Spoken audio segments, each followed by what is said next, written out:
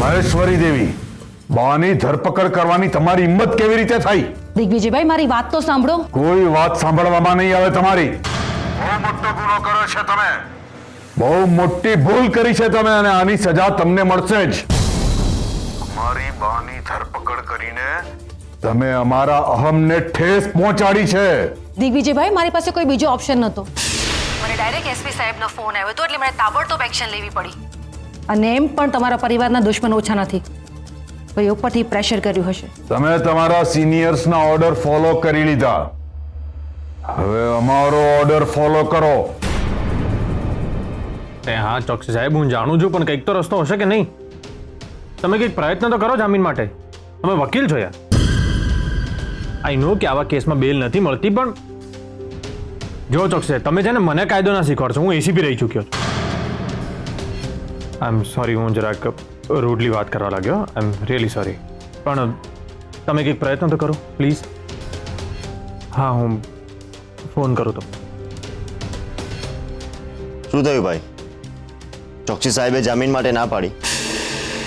મને ખબર જ હતી કે આમાં જામીન નહીં મળે. અરે એમ કેવી રીતે ના મળે? કોઈ પણ વકીલને ફોન કરો. ઉમેશભાઈ છે, એમને ફોન કરો. ગામમાં આટલા બધા વકીલ છે, આપણે બધાને ફોન કરીએ. અરે કોઈક તો જામીન અપાવવા માટે તૈયાર થશે ને ભાઈ. પ્લીઝ ભાઈ, આપણે બાને છોડાવવા પડશે. અરે ભાઈ, તમે તો કહેતા હતા કે તમારા કમિશનર સાહેબ સાથે સારા સંબંધો છે, તો એમને કહો. કેદારભાઈને વાત કરો, ગમે તે કરો ભાઈ, પણ પ્લીઝ બાને છોડાવો. 1 કલાક આપું છું મહેશ્વરી દેવી તમને.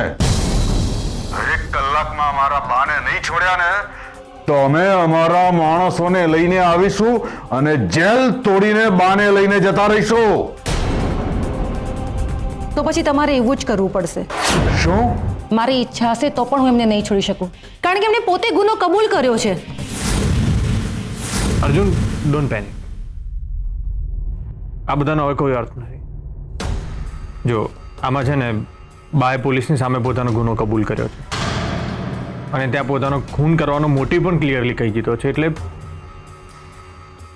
એ જ તો ફર્સ્ટ મને એ જ નથી સમજાઈ રહ્યું કે બાનો શું મોટિવ છે. મને કંઈ સમજ નથી પડી. બા મીનાક્ષીને મળવા ગયા હતા, કારણ કે એમણે મીનાક્ષીને અર્જુનભાઈના ડિવોર્સ પેપર ઉપર સાઇન જોઈતા હતા, જે મીનાક્ષીએ કરી પણ દીધા. એટલે આમ જોવા જઈએ તો અર્જુનભાઈ મીનાક્ષીના ત્રાસમાંથી મુક્ત થઈ ગયા.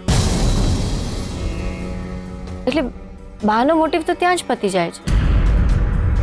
તો પછી બાએ શું કામ મીનાક્ષીનું ખૂન કર્યું? ક્યાંક મીનાક્ષીએ અર્જુનભાઈને હેરાન કર્યા, એટલે બદલો લેવા તો નહીં કર્યું હોય ને? ના ના ના, બા ક્યારેય બદલો લેવા માટે કોઈનું ખૂન ના કરે.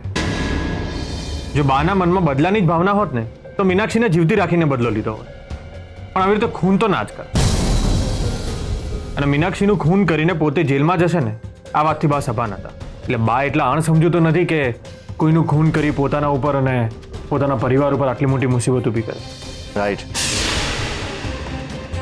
ભાઈ, સાચી વાત છે તમારી. બા ક્યારે આવી મૂર્ખામી કરે જ નહીં. તો પછી બાએ જે ગુનો કર્યો જ નથી, એની કબૂલાત શું કામ કરી? કારણ કે મીનાક્ષીના મોબાઈલમાંથી અમને એક વિડીયો મળ્યો છે. વિડીયો? કેવો વિડીયો?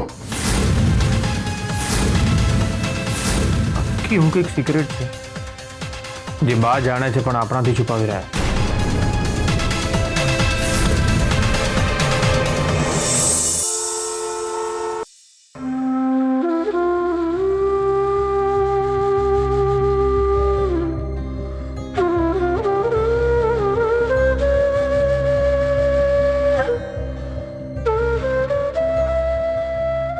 સર, આ સમયે અત્યારે અહીંયા? હા, બા અહીંયા છે તો ઘરે મન નથી લાગતું. I can understand. અને આ મેડમના વર્તન ઉપરથી પણ સમજાય છે કે પર્સનલ દુશ્મની કાઢી રહ્યા છે. એટલે જ મને આ કેસમાં ઇન્વોલ્વ નથી થવા દેતા. અને અભય, મને એક એવી જાણકારી મળી છે જેના કારણે બહુ જ ડિસ્ટર્બ થઈ ગઈ છું. કેમ? શું જાણકારી મળી છે? મને એક અજાણી સ્ત્રીનો ફોન આવ્યો હતો. મીનાક્ષીનું મર્ડર એની સાસરી પક્ષમાંથી જ કોઈએ કર્યું છે. હા, પણ અર્જુનસિંહે નથી કર્યું. તો પછી કોણે કર્યું છે? એમના મોટા ભાઈએ દિગ્વિજયસિંહે? ના. તો પછી કોણે કર્યું છે? અમરબાઈએ. શું?